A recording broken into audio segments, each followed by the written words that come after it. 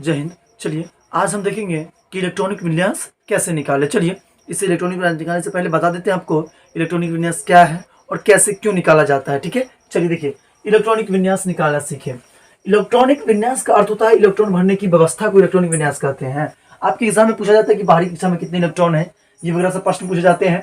उससे पहले देख लीजिए इसमें एस है ना, इसमें क्या होता है, इसको बोला जाता है उप कक्षा है ना। और इसमें कितने इलेक्ट्रॉन होते हैं, इसको जो आप दिख रहे हैं इसको बोला जाता है कक्षक। क्या बोला जाता है, कक्षक। ठीक है, देखिए एस में 2 होते हैं, पी में कितने होते हैं, 6 होते हैं, डी में 10 होते हैं और एफ में 14 होते हैं टोटल। ठीक है, इसको 4 वर्ग में बांटा गया, एस में 2, पी में 6 और डी में 10 और एफ में 14 होते हैं। देखिए सबसे पहले देखना होता है आपको 1s अर्थात ये वाला, ठीक है।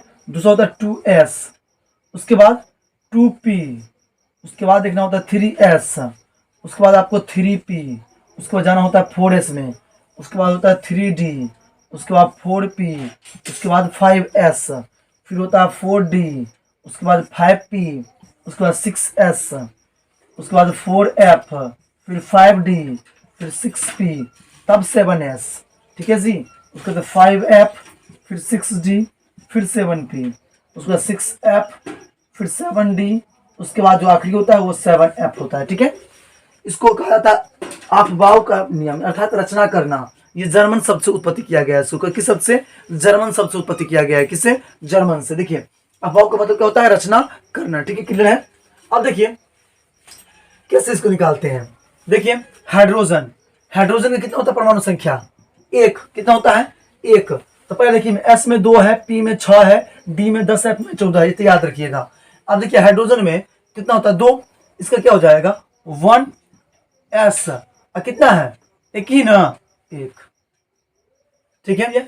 अब देखिए 2, देखिए हीलियम का, हीलियम का देख लीजिए 2 कितना होता है। अब इसके बाद हीलियम का देख लीजिए, हीलियम आपको दिख रहा है, हीलियम कितना होता है, 2 होता है परमाणु संख्या। तो क्या लिखेंगे इसको 1s, और अधिकतम एस में कितना हो सकता है, 2। ठीक है, उसके बाद लिथियम का देखिए, लिथियम कितना होता है 3। तो पहले लिखेंगे 1s2, इसमें 2 होगा तो 2 पहले, क्योंकि इसमें 2 ही होता है। उसके बाद देंगे 2s में, इसमें भी तो 2 होगा, 2s2 तो होता है, कितना चाहिए, एक ही चाहिए ना, तो 2 हो गया ना, 1 2 कितना हो गया, 3 परमाणु संख्या। क्लियर है यहाँ तक। अब देख लीजिए बेरिलियम का, इसका कितना होता है, 4 होता है ना, कितना होता है 4। तो देखिए क्या लिखेंगे 1s2, उसके बाद क्या लिखेंगे 2s2। क्लियर है। अब देखिए बोरॉन का, इसका 5 होता है, जैसे लिखेंगे 1s2 और 2s2।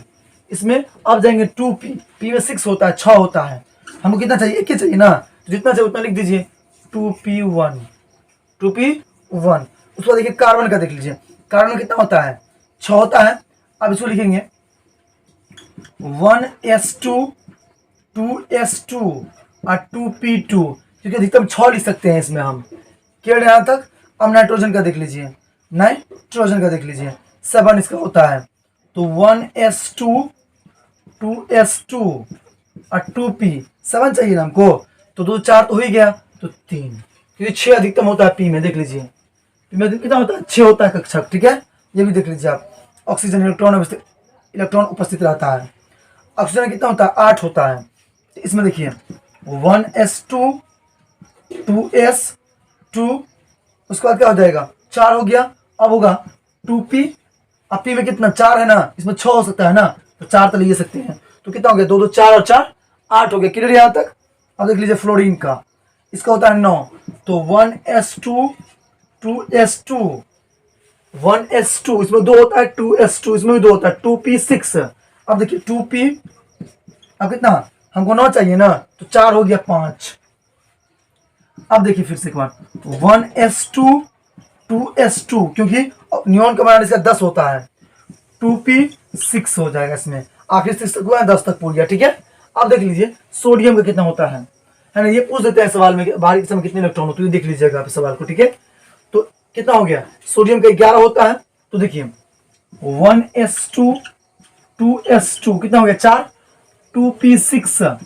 अब जाएंगे 3s में, फिर 3s में कितना होता है 1 ही चाहिए ना हमको, 2 होता है लेकिन 1 चाहिए, तो 1 ही लिखे यहाँ पर। क्लियर है यहाँ पर। अगर देख लीजिए मैग्नीशियम का 12 होता है, तो 1s2 2s2 2p6 और 3s2। क्लियर यहाँ तक देख लीजिए 3s2। अब देखिए एल्यूमिनियम का कितना होता है, एल्यूमिनियम का 13 यानी 13 होता है, 1s2 2s2 2p6 3s2 कितना होगा देखिए, तो 4 6 10 2 12 13 चाहिए हमको। उसके बाद 3s2 में चला गया, अब जाएंगे 3p में, तो 3p1 देखिए हो गया 13, ठीक है। अब सिलिकॉन में देखिए इसका 14 होता है, तो इसका देखिए तो 1s2